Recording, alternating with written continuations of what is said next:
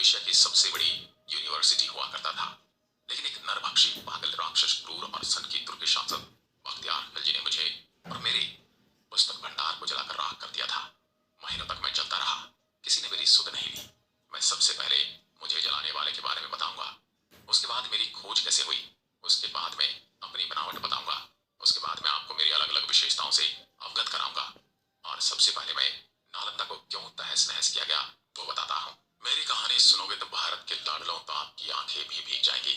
क्रंदन भरी आंखें और रोते हुए गले के साथ में आज सुनाता हूँ मेरी कहानी। मेरे प्रांगण में 10,000 से ज्यादा विद्यार्थी पढ़ा करते थे और उनको पढ़ाने के लिए 1600 से अधिक पंडित आचार्य हमेशा मौजूद थे। एक समय की बात है, बख्तियार खिलजी नाम के क्रूर लुटेरे और मूर्ति पूजकों के विरोधी की तबीयत खराब हो गई। किसी गंभीर बीमारी ने उसे जकड़ लिया था। उसने अपने नीम हकीमों से बहुत इलाज करवा लिया, लेकिन उसकी तबीयत ठीक नहीं हुई।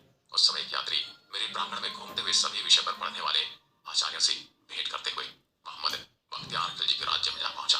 वहां उसे पता चला कि वो अभी बीमार है तो मिल नहीं सकता। उस यात्री के विशेष आग्रह पर बख्तियार खिलजी मिलने के लिए तैयार हुआ। यात्री ने मिलते ही बख्तियार खिलजी को सलाह दी कि विश्व प्रसिद्ध नालंदा विश्वविद्यालय में मेडिसिन विभाग के प्रमुख पंडित राहुल श्री बद्र जी आपका इलाज करके आपको ठीक कर सकते हैं। फिर क्या था, पंडित राहुल श्री बद्र जी से इलाज की इच्छा प्रकट की, लेकिन बख्तियार खिलजी ने एक शर्त रखी थी कि मैं किसी प्रकार की भारतीय पद्धति से बनाई गई दवा नहीं खाएगा, क्योंकि ये काफिरों के द्वारा बनाई गई है। फिर कुछ समय के बाद राहुल जी श्री बद्र ने कुरान की प्रति लेकर खिलजी के पास गए और ये सलाह दी कि प्रतिदिन कुरान की प्रतियां आप पढ़ेंगे तो आप ठीक हो जाओगे, ये मेरा दावा है। उसके कुछ दिनों तक खिलजी ने कुरान की प्रतियां दिन में कई बार पढ़ी और उसने महसूस किया कि उसकी स्वास्थ्य अब ठीक होने लगा है।